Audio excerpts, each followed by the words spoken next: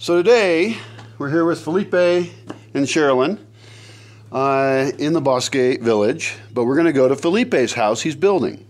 We're going to try something that I don't think is going to work out because something's going to go wrong. We used to make a bunch of beams here and tablas and boards and things with an Alaskan MK-III chainsaw mill. And they're a really handy tool. You hook it onto a chainsaw and then it makes the chainsaw horizontal so you can make these nice beams. That's really convenient because then you don't have to take the log to a mill. You can take the mill to the log. That's also good in places where you can't get a vehicle into or something and you couldn't move the log out in the first place.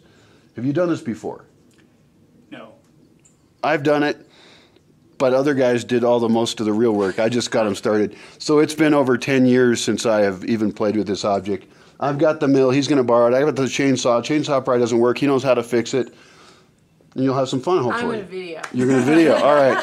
So I'll hand this to you. Sherilyn will be on video. Good luck, dude. Let's have some fun. Let's do this. All right, here's the chainsaw.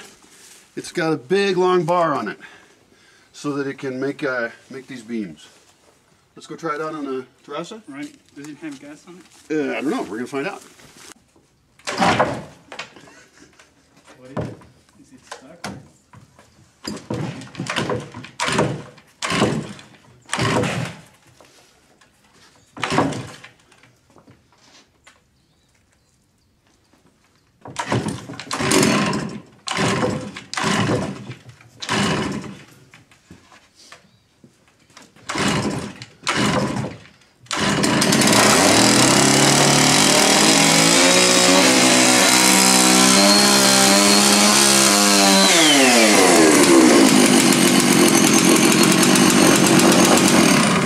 That's a good sign. It works. It works. Surprising around here. Things usually don't work.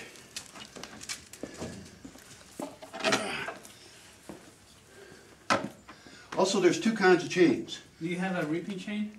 I do. But can you tell the difference visually? Yeah. Okay, great. Here's such a smart. So here we've got two chains. Are they different? Some of these are old. No, both of these are crosscut chains. Okay, I'll try another one. We need to check the how it's sharpened. Uh-huh. Right. Right. So this, as this comes in contact with the wood, Right. it's gonna take a piece off like a chisel. Right. Right. Whereas this one has like a sharp point on this side. Right. So you can have this is flatter. Right. Right. So it comes right. perpendicular to the cut. And this one's this way. Yeah. This one's diagonal. So the normal chain for cutting down a tree is diagonal right here, and this one is flatter. Yeah. You can actually sharpen a crosscut chain to be a ripping chain because you only need to like kind of tilt.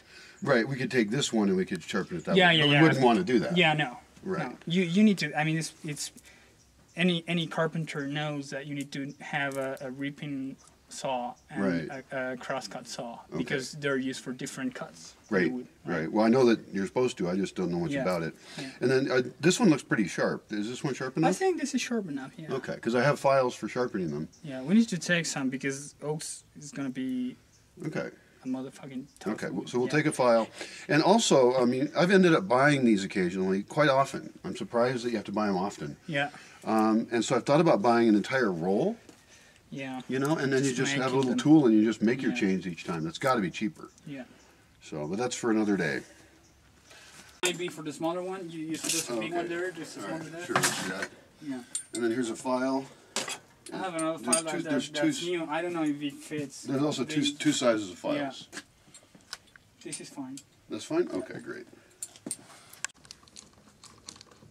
Yeah, it looks like it's the same size of bolt. Yeah. We should also take that one, just in case we need to do some like small trimming work or... Sure. Or whatever. Yeah.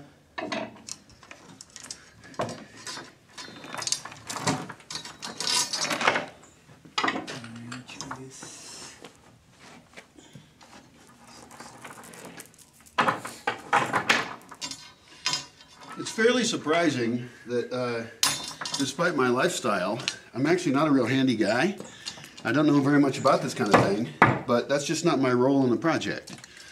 My role is more about envisioning what we should be doing, how to allocate resources, make up new weird things we can try out. That's the part I like. But the physical part I'm not good at. Felipe's actually borrowed these chainsaws before and my generator, and sometimes when he borrows it, it isn't working, and it comes back and it is working. Okay. Just like that, it's just magic. I just take them and they get fixed. They just magically do it somehow. I don't know. Be healed. Yeah. Lay on hands. It's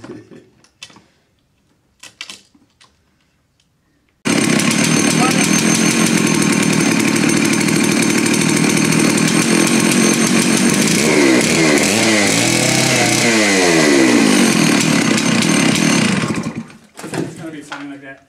Okay, great. Let's go look at the apparatus then. Yep. Okay, so this is the one that's been in use. It's a little dirty, but it does work. Rail thing won't be useful anyway. Yeah, I think we're gonna have to cut it in half before milling it. So the kind of beams we can make with this apparatus is like this. We can make big beams, or we can make flat boards, all kinds of stuff. We can turn fast-growing pine trees into useful stuff. There is another part to this system, and it's this guy. Now, this I had the metal guy in town make custom for me. It's a really long, I think they call it a rail, and that's so you can set the apparatus on top of it and cut your beams. Now, this is really long, so it allows us to make very, very long beams. Today we're going to be working with an oak, which we've never done before, and it's a shorter thing, so it's probably not going to be worth it to bring this thing. What do you think? Yep, so we're not going to bring this. This is just going to live here. It's not very portable.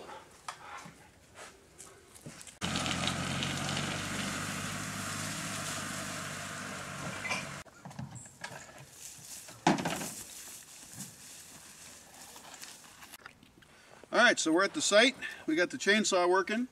We're going to have to hook the apparatus to the chainsaw. That's a Alaskan mill. And this is a dead oak, so it's extremely hard. I'm not so sure it's a good idea to cut things out of old dead wood. It might be better as mushroom food, but we're trying to learn things here. There's already some mushrooms growing on this other log over here. I'm thinking that cutting fresh oak would be better. Now in the Bosque, I rarely ever cut oak. I think I've cut maybe 3 oaks in 14 years because they grow kind of slow, and I want to make sure I use the wood. One really cool thing about doing this, this process of making beams is we're using wood for a higher value. If we're just cutting wood for firewood, that in my opinion is a fairly low value use of the wood. We might collect branches that fall on the ground and things like that. That's a better use. Or if we have extra pieces of wood, we could use it for firewood. But I think wood should be used for beams in houses, and even the walls should be things like adobe, like earth, cob, dirt, rather than building the walls out of wood, because those are going to rot. I mean, I have buildings that woodpeckers, are eating my wall. So we want to use wood for its highest value, which would then be beams and stuff, or maybe sculptures and art. That is also a great use of wood. But here we're just kind of experimenting since he's got this wood here, and we want to get good at slabbing. Yeah, like we need to be able to clear this one. Oh, right. So maybe all the way 180? As long as it's stable, it's fine. Okay. Not so much, right? It's not very stable, yeah. So we're going to start with a test log here from the same oak.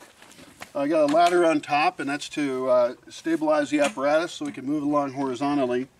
What's kind of impressive is Felipe here moved this big log by himself down from there using his engineering skills with ropes and pulleys. That's quite a task. I don't think I'd try that myself.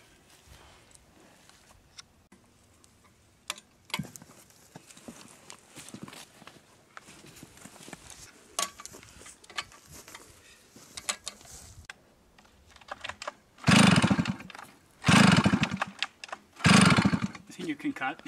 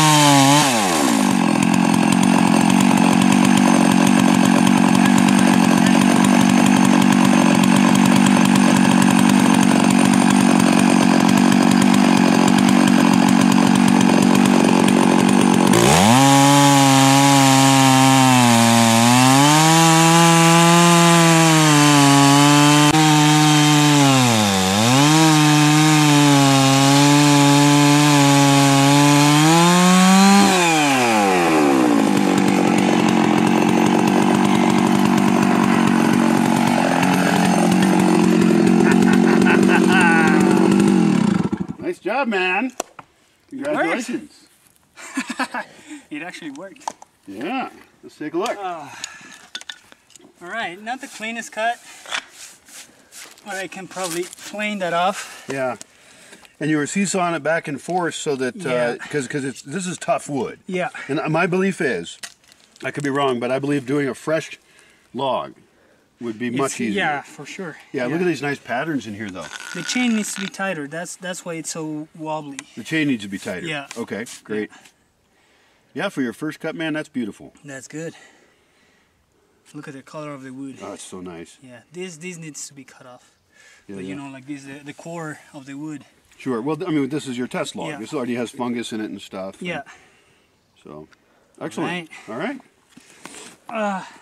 Now I noticed the chainsaw was jamming against this thing, so I had to finish like that. Oh, I see. You can see it here. Right, right. So we need to lift it up. Okay. You want to rotate this log. Yeah. Right. Yeah.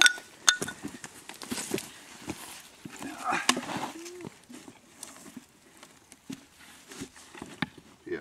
Is that better? Not a lot better. Yeah. You can also do it in reverse, because this is. Yeah, that would work better. But then you've got this problem. We could chop that off with the other chainsaw. Yeah, we can chop that off. So. Or not like this rotated. This was flipped. So if you help me flip it. Oh, sure.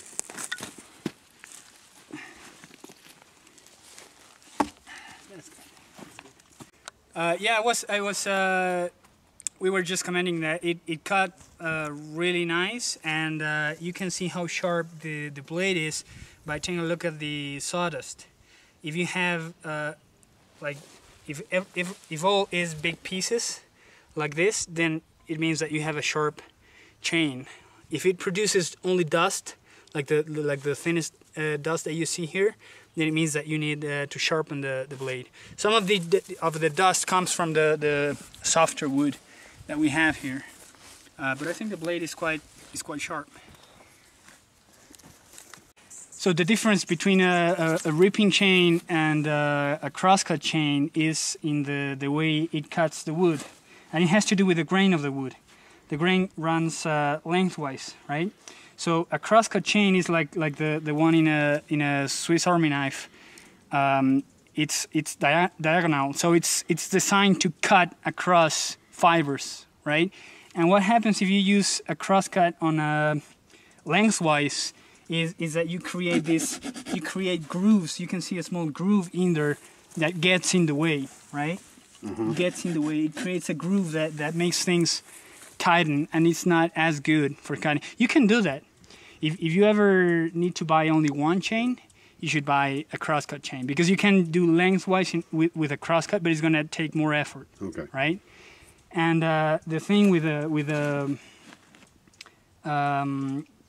a ripping chain or a ripping saw is that the teeth of that chain or the saw are like small chisels that instead of cutting the fibers, they're just lifting them, right? So they go like chisels into the wood. Oh. Right? So that's why if you use a ripping chain, cross-cutting, it will get jammed because it's not designed for cutting across the fiber. See, that's making sense to me, because I mean, I've used chisels, and you chisel up pieces. Yeah. And it's very different to cut through it. Yeah, exactly. A chisel would not work well. Yes. Ah. So you can imagine a chain, a ripping chain is a set of chisels. Set of chisels. The ripping one is to cut cross with the grain, and the other one is to cut across. Yeah, exactly. And so actually a ripping chain is going to be more efficient. It's going to be less energy to cut. It's going to be less energy to cut, but only if you use it lengthwise. Right. Well, yeah, if you use it correctly. Yes. Because if you try to cut the cross, it's like you said, it's like trying to use a chisel to cut the wood. Right. It's not going to work very well. Right. Interesting. Great explanation. We set up one side and then the other one. Okay. So right? this side. So this side, yeah. Up? Well, yeah, up a bit. Okay. All right, that's it. Okay. That's it. Lock Just it in. Hold it there.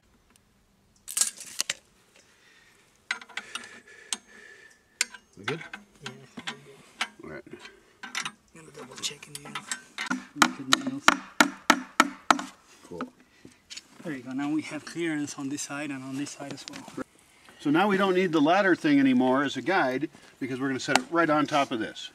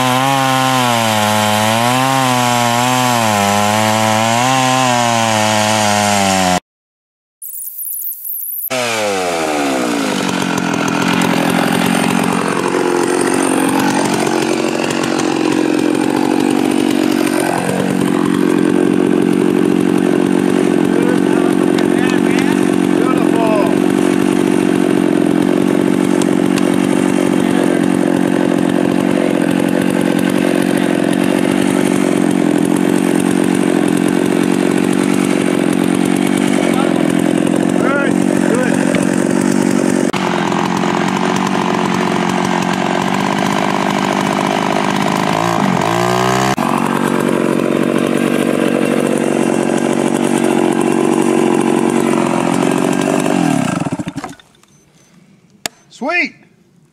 Success. Working out, man. Yeah, and this is just the test log. You can do some pretty good fucking tables with this. So you think this is good wood in here? It is. Yeah, because there's a little fungus on here, but yeah. Also if we kill... Also, I'm yelling because I got these in my ear. If we kill off the fungus, if the wood still has structural integrity, it just becomes extra beautiful patterning, really. Yeah. So... It does have some, like, you need to treat it to kill all the insects. Right, you'd want to heat it up a lot or something. Yeah, put in the sun, maybe some neem oil. Neem oil? Yeah. Okay. Yeah, excellent, man. This is good. Do you think another one? I don't think you're going to get another one out of it. I think it's too thin. Yeah. So you can use that for something else. Yeah.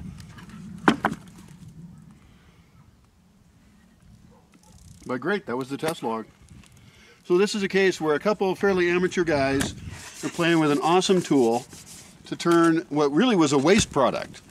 This could have just been mushroom food, which is still not total waste, into something that's going to become beautiful. Felipe's plan is to make a door out of this, like an oak door, for his own house that he's going to live in for how many decades? Who knows?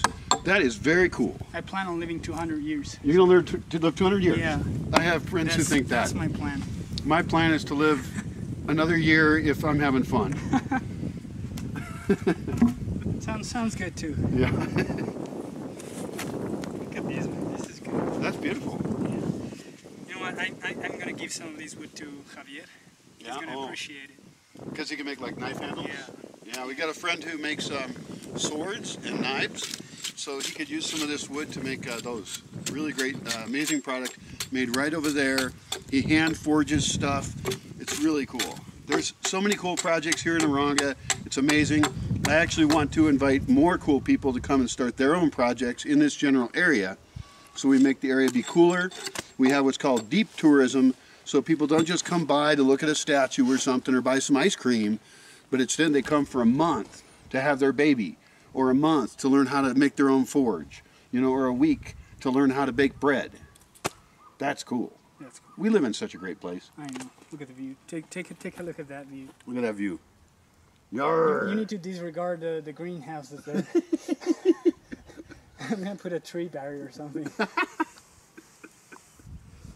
Cool.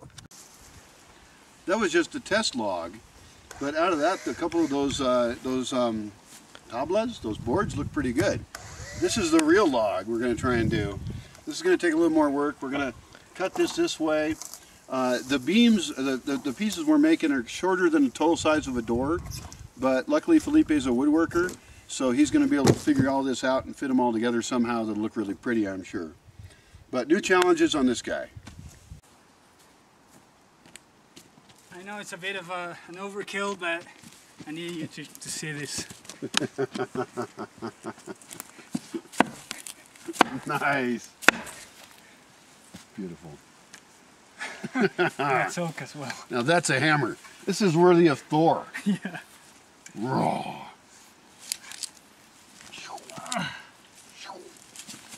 an exercise tool.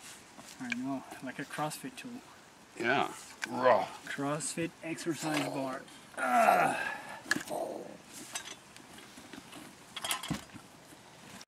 Hammer away, man. Or mallet. All right, I'll do it.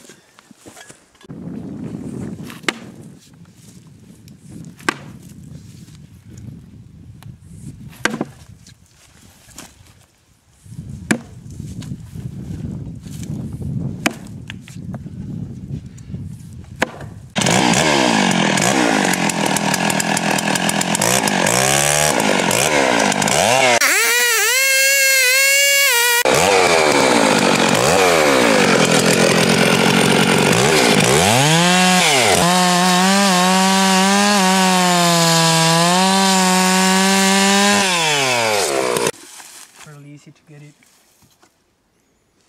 Just get in there first.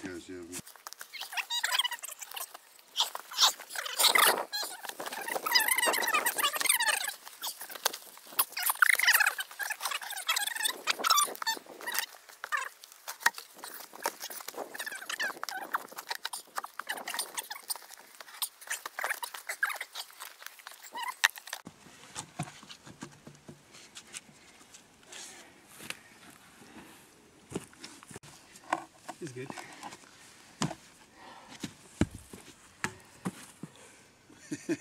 We're still pretty close to that log. Yeah, I'm not sure it's gonna fit. The jig is gonna fit. This is gonna be the measurement of in the middle. Okay. Like so we just loosen this up, set it down. Right, and you get the And same that's gonna be size. the same thickness. Yeah. That's a bright idea.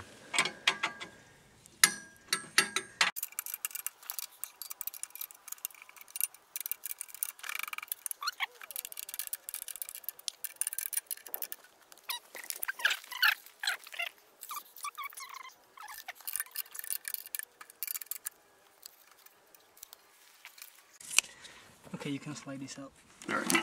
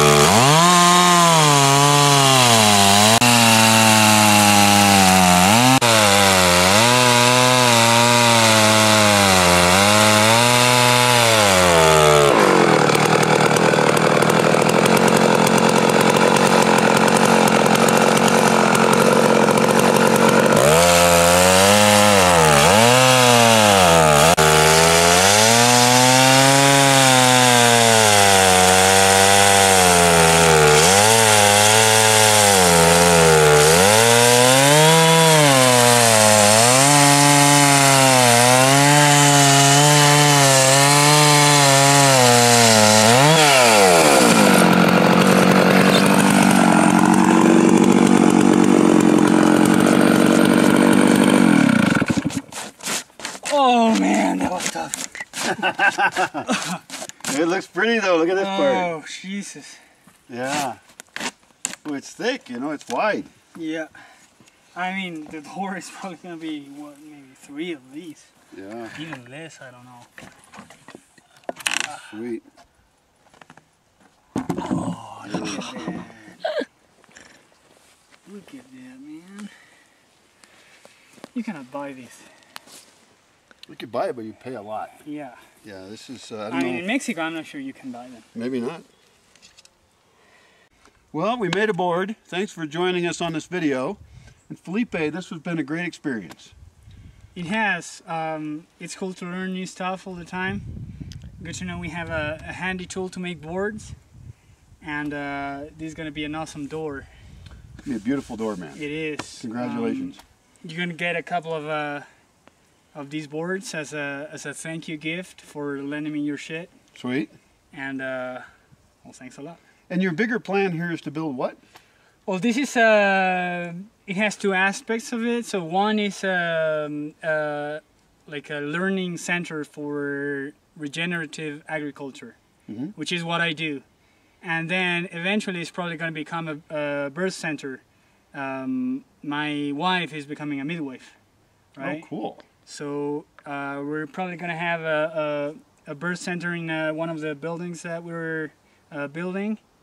So if you want to have your babies in Mexico, you can come down and, you know, have right. She's part of the program in Aranga to learn how to be a midwife. Yeah, yeah, she That's is. a great program down there. Yeah. So it's going to be a place to birth ideas and birth people. Exactly. Beautiful, man. Thanks so much. All right. Thank you, Brian.